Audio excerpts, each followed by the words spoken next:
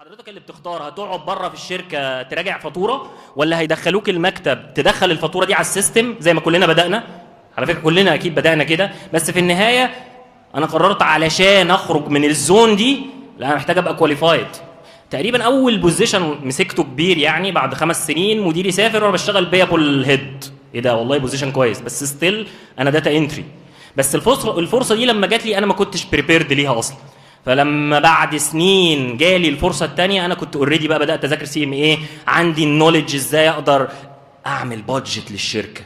تخيل السي اف او بيقول لك احنا السنه اللي جايه هنعمل البادجت، انت لسه ماسك، فبيقول لك انت هتعمل 10 مليون دولار نت بروفيت. ايه رايك؟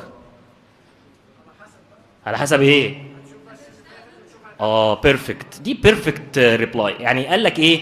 انا السنه اللي فاتت، يعني انا لو هعمل السنه اللي جايه 10 مليون والسنه اللي فاتت كنت عامل كنت عامل 8 او 9 جود، يعني في انكريز بنسبه راشونال للشركه. بس تخيل ان انا قلت لك ان انا اشتريت السنه اللي جايه طيارتين.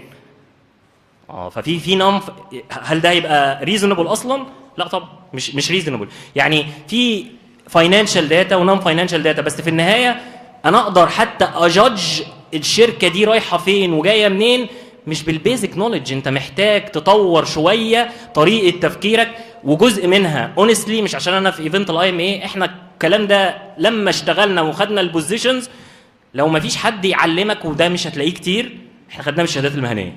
ومينلي ده طبعا الكور بتاع السي ام اي ديفينتلي يعني. طيب على طول كده انت عايز تسالني؟ يلا ماشي. لا هو بص، هو حضرتك السيجمنت ده من اول ما بحط الاستراتيجيك بلان بتاعت الشركه، الناس اللي قالت لك ايه؟ بص انت معاك موبايل ايه؟ معلش معاك موبايل ايه؟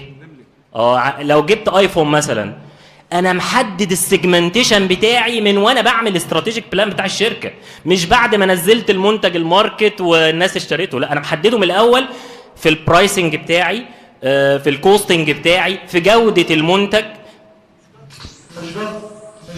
ثواني مش قصدي كده، بس حضرتك مثلا انت لو مطلوب منك ان انت تعمل نت بروفيت 10 مليون مثلا، وانت السنه اللي فاتت كنت عامل 6، فانت عمرك ما توصل لل 10 الا بقى لو غيرت مثلا السيجمنت، بدل ما انت كنت مستهدف فئه متوسطه تبدا تستهدف الناس اللي بتتعلم الكواليتي. هجاوبك كده. بص، هو طبعا كلامك ممكن يكون مظبوط. يعني عندك مثلا شركه بي ان جي، بروكتر اند جامبل، بروكتر اند جامبل، الشركه دي عندها هنا بتنزل برسيل جل. طب لو رحت الاقاليم هي بتنزل برسيل جل ولا بتنزل عبوات كده برسيل عادي؟